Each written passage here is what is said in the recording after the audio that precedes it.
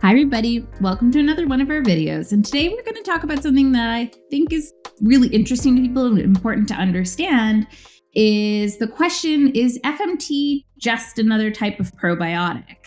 Before we jump into this topic, I do want to let you know that we appreciate you guys all watching our videos. And if you want to make sure you don't miss any, you can subscribe. Only 5% of you guys that are watching are subscribed, and we do put these out regularly, and we are increasing how many videos we're making, and we don't want you to miss any fun facts about gut health. Also, hit the bell to get notifications. That makes a big difference. And ultimately, we're very passionate about education. We want to get this message out there about the importance of gut health. And the more that you subscribe and hit the notification bell, the more YouTube and Google hits us and puts us in the algorithm. So we'll be able to get this message out to a broader audience. And that to us is something we're really passionate about. And the more people who can tune in, the more people can get better health outcomes, and the more doctors that get to learn about us and implement these types of discussions that we have into their clinical practices. So help us help others. And if you have a topic or question that you want answered, you can always put it in the comments. We're always looking for the most interesting topics that everyone wants to learn more about. And this is one that comes up a lot, is the idea that is FMT just the same as a probiotic? And if they're not the same, how are they different? And I think this question comes from kind of a resurgence of the importance of gut health and our understanding of the gut microbiome. You're seeing more and more discussions about the gut and the role the gut plays in things like inflammation and the immune system and different chronic conditions in the health and wellness space. And with this, I think there's come a growth in the use of, or the recommendation to use probiotics. And so we get like, what's the difference between these two? Why would someone use FMT over probiotics or in the other? And they really are, I think, in two categories. And I think we're going to try to get into that today and explain it. But it is somewhere where you see a lot of discussion in the growth of the use of gut health as a way to modulate health and wellness. These two, probiotics and FMT, or fecal microbiota transplantation, have become hot topics as well. But often I find like they get squished together. And so it makes it really different to kind of appreciate the difference between them. So let's start with probiotics. And really, I think the whole video is going to come down to the fundamental flaw of probiotics is the lack of engraftment. And so probiotics are defined as living microorganisms that are intended to provide health benefits when consumed. That's kind of the general idea of what a probiotic is. And there is a ton of research in the use of probiotics. So one of the goals of this video is not to deter people from using probiotics. We just want people to understand what a probiotic is versus what fecal microbiota transplantation is. And so there's research that demonstrates that probiotics can help restore the balance of the gut microbiome. They can reduce gut inflammation. They can help with GI symptoms. Specifically, most of the focus of that is in terms of bowel function. So there are benefits to probiotics. The major issue is probiotics are beneficial while you're taking probiotics.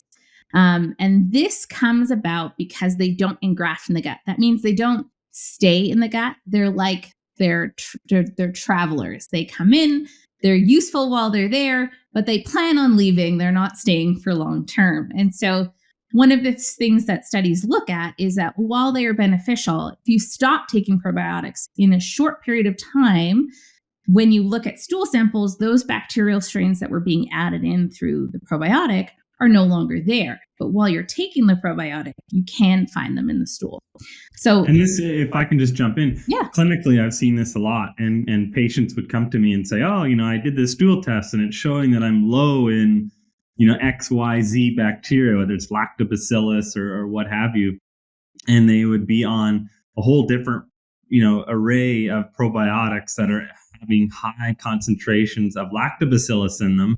And then they would test after discontinuing for a while, just because you don't want to take a probiotic while you're doing a stool test. It would kind of be, pointless. You're just going to be testing what it is you're giving yourself. And so they would retest after a while and they think, why is it not elevated? Why am I not seeing an increase in the amount of this bacteria within my gut composition? Because a lot of research that's out there is looking at, and trying to identify connections or correlations between certain strains of bacteria, right? Like low lactobacillus equals X potential disease, or low Saccharomyces has this impact, or low Bacillus coagulans has this impact. And so people see these studies and these papers and things that are written on these topics and say, oh, I'm going to get tested. They get tested. Oh, indeed, it's low. I don't want to get that, or I have that, and so I want to fix it. And they take the probiotic, but ultimately they're not seeing a rise in those strains in the absence of taking them. So that comes up clinically a lot. And I think there's a lot of confusion out there about thinking that you can just take a probiotic and you're going to increase the amount of that bacteria within your gut microbiome. But the reality is you don't. Yeah, and I think you're hitting on another one of the downfalls of a probiotic is that they're very strain specific. You're only getting a handful of bacterial strains in a probiotic, and the gut microbiome is made up of trillions of microbes, and so selecting a couple is not really what the gut composition looks like. You're only feeding a couple, and again, all of this is short term. And so one of the things and I appreciate the research trying to figure out what bacteria does what and what's important, but if you really dive into the gut microbiome's role in conditions, almost always what it drives down to is the composition being lower or changed and the diversity being lower or changed. And so I think there may be strains of bacteria or specific types of microbes that play a larger role. There are a couple that come up, and people who live to 100 tend to have more of XYZ, or there's an overgrowth of these pro-inflammatory bacteria. But I don't think that you will get to a point where that's cause and effect. I think it's just part of the makeup or the ability of the diversity of the gut to be such that these types of bacteria can survive, or the diet supplements them. And so one of the things with probiotics is only having a couple. How do we know those ones are the best ones that you need? And then also that's not really representative of the complete gut. Yeah, and I think you could make it a case for it actually being potentially harmful to only promote a few strains of growth within the gut, right? And this is why I think in general there's a limitation to the amount of probiotics within a single product. And so if you're just taking you're taking a billion, that's the big thing is the CFU count on the label is a billion of this and that. And that's all well and good. But the reality is you're skewing the balance within the gut. And if there's anything I'd like you guys to take home from all the content that we share with you is diversity is key. And a big part of diversity is balance, having enough variety of the different gut microbes. And so if you're just pushing 3, 4, 5 strains, and we know we've got hundreds of different strains of bacteria, then it's creating an imbalance. And an analogy that I probably used here in a video, but I've always shared when I was treating patients was it's just like a community of people. It can't be healthy if you just have an elevation of a single or a few groups of people within that community, right? Like imagine you had a community, and let's just put it on professions, and you just put everybody's an engineer. Well, that's going to be a problem. Or everybody's on agriculture and they're growing food, but now nobody is like maintenance to fix things. Or take the context of age, right? You only put old people in, or you only put babies in, right? Baby without an adult is a problem. Old people only is a problem because you're not reproducing. And the list goes on and on. And so really the key we're seeking is balance. And so anything that can push you off of that balance, probiotics having the potential to be one of those, can create dysbiosis and dis-ease. Yeah, and I think one of the things here is probiotics are not something you want to take forever, right? So while they are helpful and they are, if you have some, gut issues or symptoms within the GI or gut inflammation, while if that's in a short term or very case specific to something that happened. You ate the wrong food or you had a flu and that threw everything off because you were just eating, water and crackers. Taking a probiotic to help with those kind of short-term symptoms works out great. But we have to remember that the goal is to be short-term and they don't stay in your gut. So you aren't changing something long-term. Now, there are studies that look at improvements in different conditions. Off the top of my head, inflammatory bowel disease and autism spectrum disorder. We do see changes. Most of those are in gut function within these diseases. But again, it doesn't fix the problem. It's just while the probiotic is being taken, they are seeing changes. And so I think probiotics are important, but they don't fix chronic issues. Right. Yeah. And I think they can, and it might sound like I'm coming across like I'm hating on probiotics. It's really not the case. I think there's definitely, as you're indicating, a use case for them. I think they can change the environment of the gut to be more supportive of health, like healthy digestion and absorption. So I absolutely think there's a role for them to play. The challenge is that there's a limitation to them. And look, I'll be the first to say, even though we're in the business of manufacturing FMT products, I would love it if we could get an FMT product that was synthetic, that worked as well as the real deal that comes from a human donor. And I think this is where, and maybe this is the time that you'd like to transition to FMT, but this is where a probiotic is only about a certain strain of bacteria, but the gut microbiome is so, and I mean so much more than just about certain strains of bacteria. I mean, that's what we commonly think of for the microbiome. We just immediately go to bacteria, and that's a big part of it, but it's way more than that. Yeah. And I think it's good. Let's get into, I guess, how FMT is different than probiotics. And I think the first thing is to understand what fecal microbiota transplantation is. If this is not your first video, by the end of all these videos, you're going to be able to recite what FMT is in your sleep. But the idea is it involves transferring a sample of a healthy gut microbiome from a donor who's well screened, extremely healthy. And then we're putting that from their stool, purifying it down to just the microbes, and then giving that to a recipient to help restore their gut microbiome.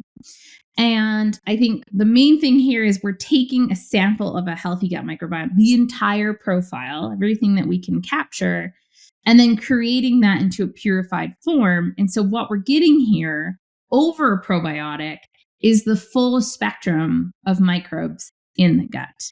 So while a probiotic is only a couple of strains, and while those ones may trend towards being the ones we see most as beneficial, what we're doing here is we're getting the full spectrum. And that helps with having the composition and the diversity, but as well as when you're looking at restoring the gut, the community aspect, as you mentioned, Jason, is that all of them are working together and there's a kind of camaraderie maybe between all of them that they function together, they impact each other.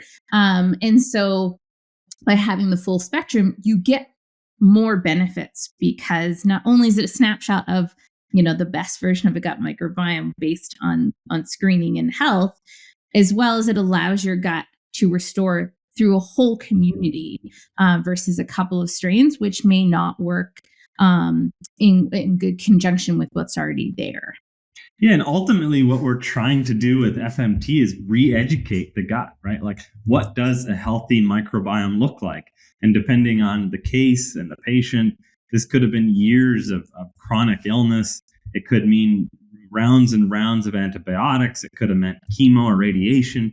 I mean, the list of things that could have damaged the gut microbiome is long. And so the body at some juncture has basically lost what it means to have a healthy gut microbiome. And when you're using a human donor as the source for the microbiome, it's recognized, right? Like a human microbiome to another human microbiome. That transplant takes, it's same. It's not like this is something different. It's synthetic. It's not normal. This is what we are used to. But in a chronic case of disease, the microbiome would have forgotten it. It doesn't represent anything close to what a healthy one looks like. And the body always wants to trend to health. It wants to get back to health. And so when you're feeding it a healthy microbiome, it recognizes this and it wants to be re-educated. And this is the advantage of FMT: is you're putting a whole healthy gut microbiome that includes a whole framework. It's like a whole matrix, if you will, that goes into the gut. And each piece of this matrix is in place. And so it can start to re-educate the gut as to what is healthy, what works, what do we need more of. It includes the metabolites, it includes the enzymes, it includes the phages, it includes all of the different bacteria, viruses, fungus, parasites that are all a healthy part of a human functioning gut microbiome. And if we have been, or a patient has been out of this healthy state for a long time, it's forgotten those pieces. It doesn't have all of the different pieces of the matrix. And so it's not functioning appropriately. And so by giving this sort of imprint on a continued basis, and the length of treatment ultimately depends on the indication and so on and so forth, but ultimately you continue to remind it, hey, here's what healthy looks like. Here's what healthy looks like. And it starts to engraft that and it starts to reproduce that. And you get to the point where it's just now your microbiome. So your microbiome is different from what you originally had. It's even different from what the donor had. You have a new microbiome that works for you based on your diet, based on your lifestyle, based on all of the things that you're doing. And so it has real power to retrain and sort of rewild your gut microbiome. And then you don't need to keep doing it anymore, right? Unlike a probiotic, you ultimately need to keep taking it forever to continue to see those benefits because it's transient. It goes through, has some effect, goes out again.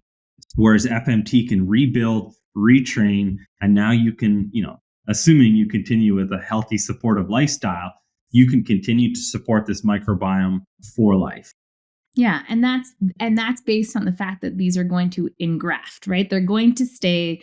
They're going to take up host in your gut. And I think you hit on something that's really cool about FMT that we don't see in anything else is that you have your gut microbiome pre-treatment, and we put in a donor's gut microbiome. But what you get is a completely different version. Now, it does look more similar to a donor microbiome than it did your original, because if you're getting FMT, the one you have, you don't want.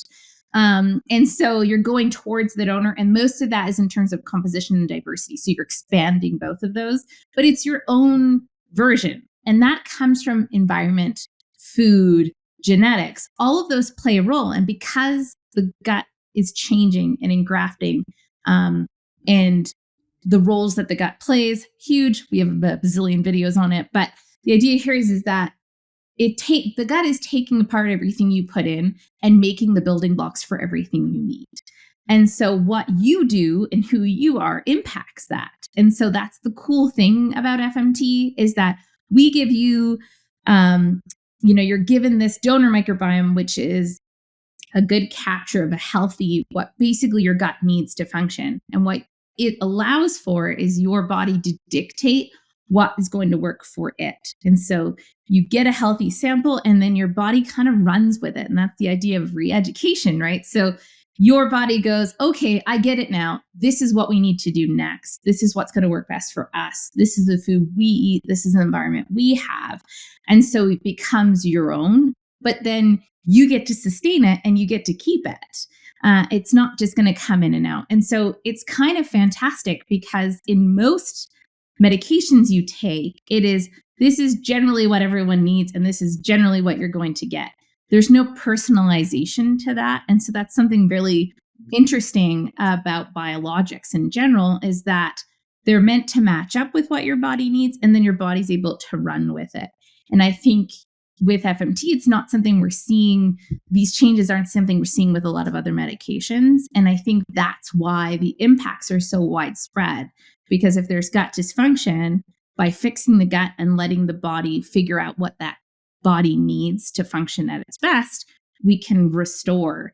And I think that's why in some cases, fixing the gut fixes so many things, and why FMT, I think, isn't just a different ballpark, playing a different game. I don't know. I'm terrible at sports analogies, but insert good sports analogy here.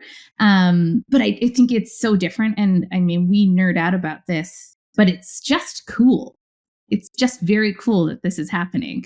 And I think when we look at what the difference is, to kind of boil it down, probiotics are transient. It means while you're doing and taking, great, but those effects are short-lived and they're only while probiotics are actively put in, where FMT is playing a role in restoring and re-educating and engrafting within the gut. So it's going to stay and it's long-lasting, and not something you have to do continuously. And then when we're looking at what you get, probiotics are a handful of strains that indicate some benefits, while FMT provides you with an entire sample of everything the gut microbiome needs to function at its best. And then the outcomes comparing them, right, are just so vast. Like, on a scale, it's a very small improvement when taking probiotics for very select conditions versus, and then again, it's transient. It doesn't last forever. Whereas for FMT, and the research is still ongoing, but C. difficile being, the most broadly approved indication for FMT. I mean, they've tried probiotics. I mean, everybody wishes there was a probiotic version that was as effective as FMT, but it just doesn't even come close. And so FMT on an effectiveness scale is significantly higher. Yeah. And then we're looking, that fits into, benefits from FMT are long lasting, widespread, where in probiotics, there are benefits associated with while taking, but as well, probiotics are really quickly metabolized and excreted. So, it's not staying put, and those benefits are indicative of that. And then one other thing I wanted to kind of touch on, and mostly because this is something, I've had my doctor tell me, and I know it's something that's kind of become part of the lore of probiotics, is that taking a probiotic while you take antibiotics will offset the effects of antibiotics on the gut. And while I can't say definitively that it does or does not, there have been studies that have actually shown that taking probiotics while taking antibiotics actually prolong the length of time it takes the gut microbiome to get back to baseline. And we've talked about this today before we started recording, was that the idea that, it doesn't make sense to take probiotics while taking antibiotics because antibiotics are just killing all the bacteria strains that you're putting in. And so along with this study showing that kind of doing probiotics and antibiotics in conjunction can actually prolong the length of time it takes the gut to get back to baseline, I think we need to kind of rethink and maybe look further into the research about, where does probiotics fit into what's happening to the gut when taking antibiotics. But I think right now we don't know for sure what the best pacing is. But from the research, putting them together may not be as beneficial as we all kind of hoped. And it doesn't always make sense if we're going to be killing off, what you're putting in. You're already paying for antibiotics, don't also pay for probiotics, because if antibiotics is really doing its job, it's going to wipe it all out anyways. But I think the want to use probiotics in conjunction with antibiotics is really in line with this change in appreciation for the gut microbiome and gut health. And I think as health and wellness really starts to focus more and more on gut health, we'll have more and more to talk about, because not only do we find this interesting, we really want to understand the research so we can better understand, where the gut microbiome and gut health fits, not only for chronic conditions, but for everyday health. And I hope you guys now understand kind of the difference behind probiotics and FMT, and that FMT is not just another probiotic, but both of them are trying to restore bacteria and microbes within the gut. So I can understand how they've kind of gotten smushed together. Well, and can see, I understand how people can think they're both like a probiotic, but I think we've impressed upon you all today, hopefully, that they although they have a desired similar outcome, the method of action and what's actually in the product is so vastly different. And I really envision a future where we can be much more proactive and preventative in the use of FMT to, hopefully avoid some of the conditions that are coming up today, whether it's C. diff in elderly, right? Like if there's an elderly patient who's in the hospital, needs antibiotics, they should be given an FMT even before, as soon as they've completed the round of antibiotics, given FMT, and they'll likely never get C. diff. And so I think there's a future where we really do understand more at a granular level what's happening in the gut microbiome, what conditions are tied to which imbalances within the gut, and how to correctively and proactively correct them to avoid the disease presentation that is inevitable in a lot of these cases. So we're in an exciting time, and the role of FMT in improving outcomes is so significant in a variety of different conditions, with more conditions showing promise every day. But in my mind, the future is very bright, and I'm excited to be a part of this revolution. Perfect. Thank you so much for joining us. I hope you enjoyed this topic, and we'll have another interesting one for you next. But if you are a clinician and any of this spurred a desire to learn more about FMT, please download our ebook. The link will be in the description.